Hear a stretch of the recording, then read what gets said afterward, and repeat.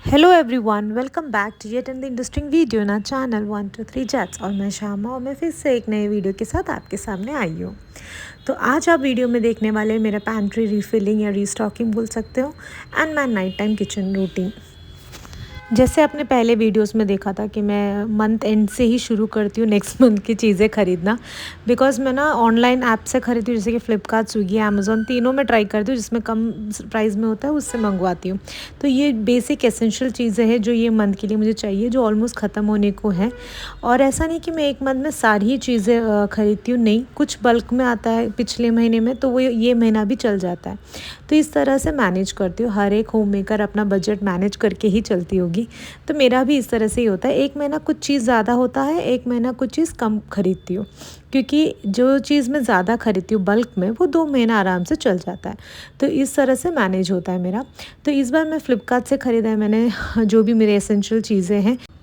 Flipkart में क्या होता है कि आज खरीदती हूँ तो नेक्स्ट डे डिलीवरी होता है। तो मैं जो भी मेरे को बहुत नेसेसिटी था, जैसे कि तेल हो, चाय पत्ती हो और कॉफ़ी पाउडर हो, वो मैं स्विगी से लिया था, क्योंकि प्राइसेस में ज़्यादा डिफरेंस नहीं था और स्विगी 15 मिनट्स डिलीवरी है तो मुझे उसी दिन मिल जाता है।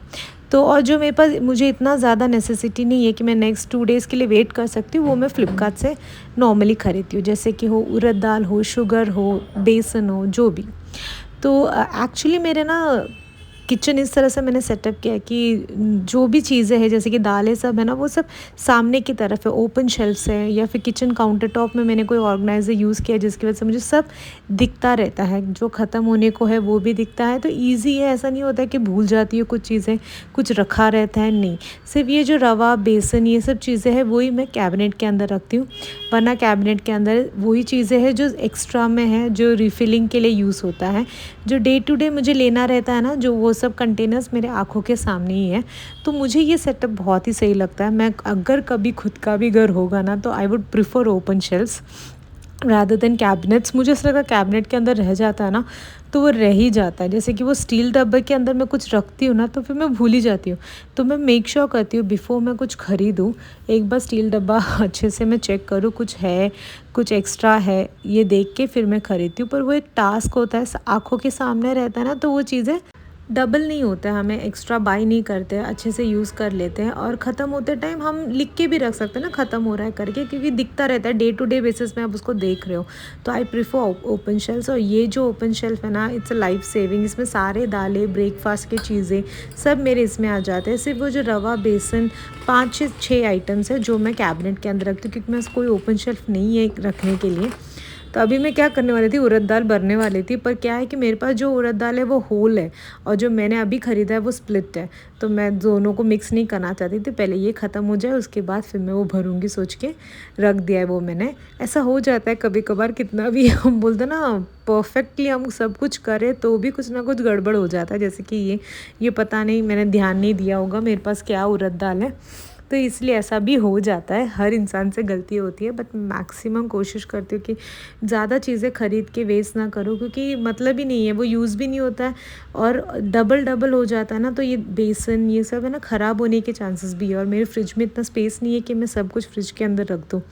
तो इसीलिए अभी जैसे कि कॉर्नफ्लावर है, कॉर्नफ्लावर ऑलमोस्ट ये डब्बे में 3/4 है और मेरे पास थोड़ा 1/4 बचा है, तो वो मैंने भर दिया। मैंने इस बार ख़रीदा नहीं है वो। ये घी मैंने बल्क में ख़रीदा, ये आराम से 2 महीने मेरा चल जाएगा। तो इस तरह से थोड़ा बहुत मैनेज करके चलती हूँ मैं। आप लोग बताना आप लोग कैसे मैनेज करते हो।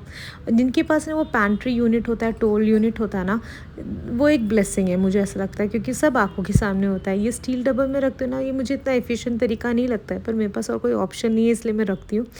आई विश कि मैं एक और 2 ओपन शेल्फ रख सकूँ, ताकि मैं स्नैक्स और जो कैबिनेट के अंदर है, जैसे कि रवा, बेसन जो भी होता है ना, वो भी मैं अपने आँखों के सामने रख सकूँ और थोड़ा एलिगेंट वे में रख सकूँ, ताकि वो क्लटर भी ना लगे।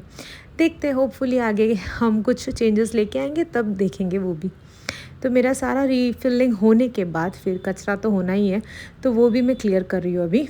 सारे कवर्स जो है ना, मैं सारे कवर्स फेंकती नहीं हूँ, क्योंकि गार्बेज इस सब में यूज़ हो जाता है मेरा कवर्स। तो मैं थोड़ा बहुत जो अच्छे अच्छे तरीके से जिसको मैंने काटा हुआ रहता है ना, वो रख देती हूँ, और जो बाकी सारे कवर्स है वो मैं फेंक देती हूँ। तो ये काम होने के बाद मुझे रात का भी काम बचा है, थोड़ा बहुत फ्राई करने का है, फ़िश, वो सब काम बचा है, तो ये मैं जल्दी कर रही हूँ। और ये मेरा 7 o'clock to 8 o'clock 1 आवर ही लगा ये मेरा पैंट्री पूरा रीस्टॉकिंग के लिए।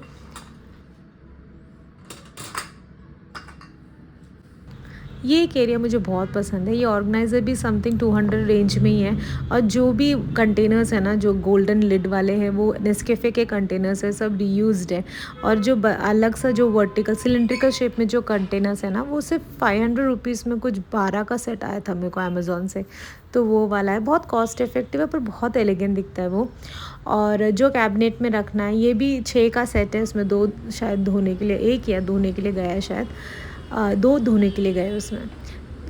तो वो भी 6 का सेट है, वो भी नियरली 500 रेंज में ही है। वो भी कॉस्ट इफ़ेक्टिव वाला है। तो अमेज़ॉन में ऐसे ग्लास जार्स ना बहुत रीज़नेबल रेंज में सेट में मिलते हैं, 12-6 का। कॉस्ट इफ़ेक्टिव मुझे लगता है अमेज़ॉन में वो सारी चीज़ें, तो मैं नॉर्मली वहीं से ख़रीदती हूँ। तो अभी तो कुछ नहीं करती, इससे पहले ख़रीदा हुआ है, जब मैंने पहले किचन सेट किया था ना, तब ख़रीदा हुआ है, वो अभी भी चल रहा है। कभी चेंज करूँगी फ्यूचर में।